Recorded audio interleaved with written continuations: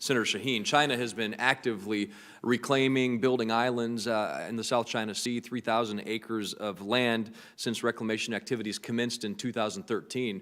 Reports and open source information that they have militarized some of these reclamation areas.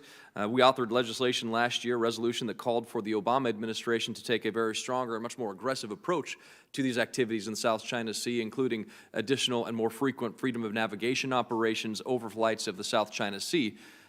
In July, the Hague, the International Tribunal, ruled against China, held that they violated Philippines' sovereignty.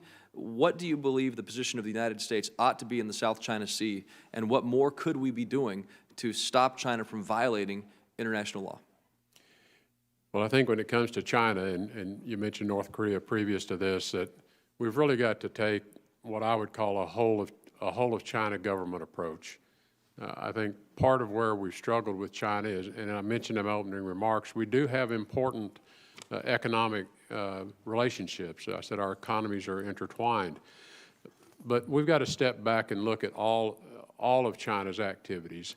And the one you mentioned now, the island building in the South China Sea, the declaration of control of airspace in waters over the Senkaku Islands with Japan. Both of those are illegal actions. They're taking territory or control or declaring control of territories that are not rightfully China's. The island building in the South China Sea itself, in many respects, in my view, building islands and then putting military assets on those islands is akin to Russia's taking of Crimea. It's taking of territory that others lay claim to. The U.S. has never taken a side in the issues, but what we have advocated for is, look, that's a disputed area. There are international processes for dealing with that, and China should respect those international processes. As you mentioned, some of their actions have already been challenged at the courts in The Hague, and they were found to be in violation. So it is, China's activity in this area is extremely worrisome, and I think, again, a failure of a response has allowed them just to keep pushing the envelope on this. So again, we find we are where we are, and we just have to deal with it. And the way we've got to deal with it is we've got to show back up in the region with our traditional allies in Southeast Asia, and I think use some existing structures to begin the re-engagement.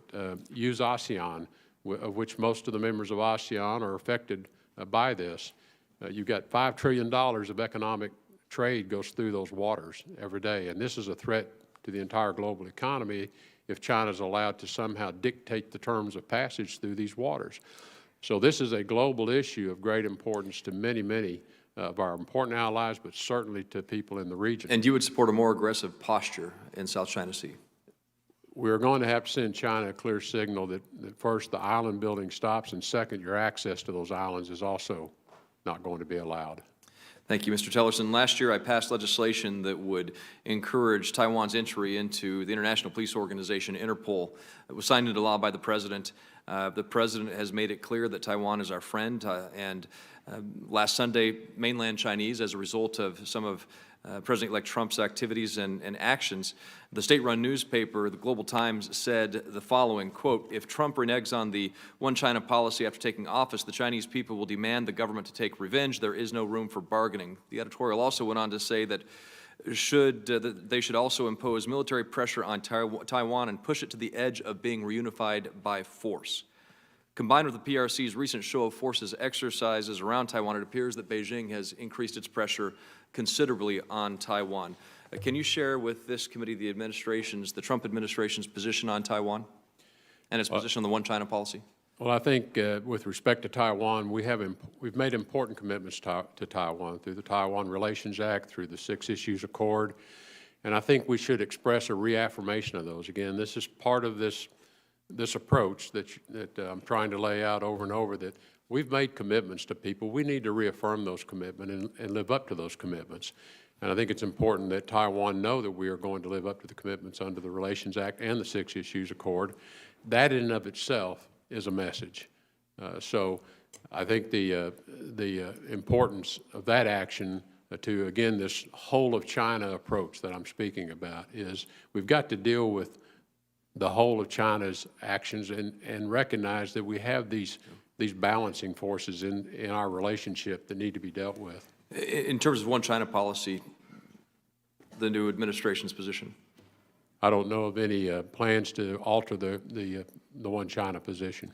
Thank you. And an issue back in Colorado that I think is very important. It's coming to attention of a lot of people around the country as they hear from NGOs. Compassion International, faith-based group in Colorado, serves nearly 2 million children living in extreme poverty around the world. They've operated in Colorado since, Compassion's operated in India since 1968. They've contributed nearly $50 million in aid to India. They've provided one-to-one scholarships for 145,000 Indian children. But since 2014, Compassion has been the target of multiple coordinated governmental attacks because of its unapologetically Christian belief, but it's been delivering humanitarian services to hundreds of thousands of Indian children. But due to the restrictions by the Indian government, they've been unable to fund